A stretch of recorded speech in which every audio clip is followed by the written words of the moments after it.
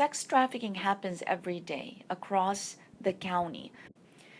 There are so many stereotypes and misconceptions about sex trafficking and about prostitution.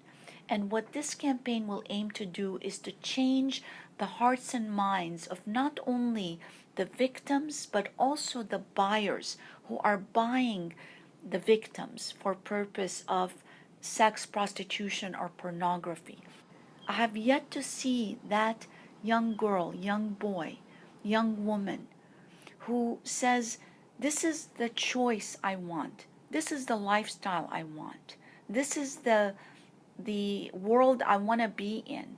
This is a myth. It's just an ugly myth and stereotype that we've put out there that allows people to buy with feeling that is socially acceptable.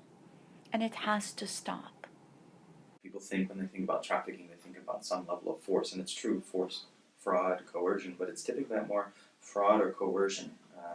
Somebody gets a date to for one time, they say, perform a sexual act for money. And in that moment, they then have the ability to shame them, or they say, hey, if you don't do this for me again, I'm going to tell your parents, I'm going to tell your family, I'm going to make this public, so it's probably a good idea that we keep doing this.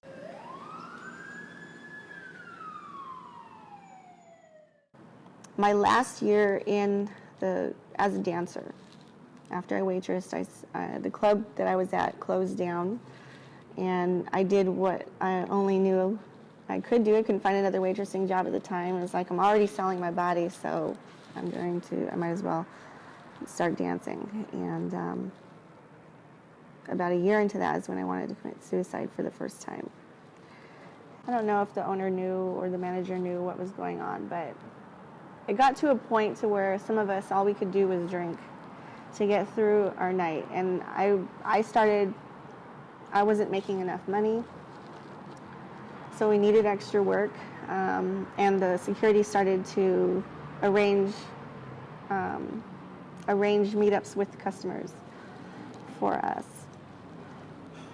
Somewhere between 70 and 80%, the women and men in porn are there against their will, whether they're there because of trafficking or they're there forced to be doing this out of circumstance. They're there against their will.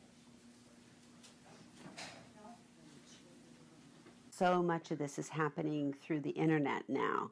So it could be online dating. It could be a gaming source where somebody meets someone, and then after sort of building a trust, meets with them in reality. It could be just people phishing and shooting out emails, but a lot of it's happening over the internet, and so that leaves any of us vulnerable to sex trafficking. It's easier now to figure out. They don't have to stand around on a street corner anymore.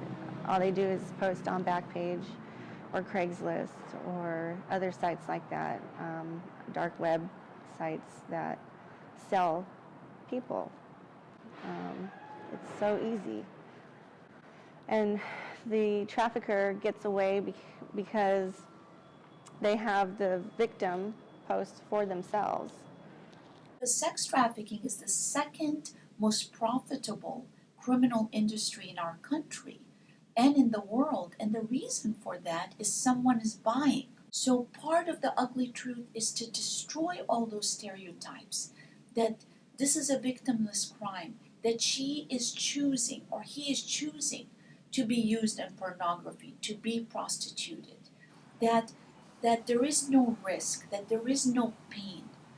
The campaign, which is an award-winning campaign, aims to destroy those myths so that the community's eyes are opened and that they see that when you buy, you are helping the traffickers keep the victims enslaved, and also to send messages to our victims that there is help for them and that they can be freed from these horrific chains.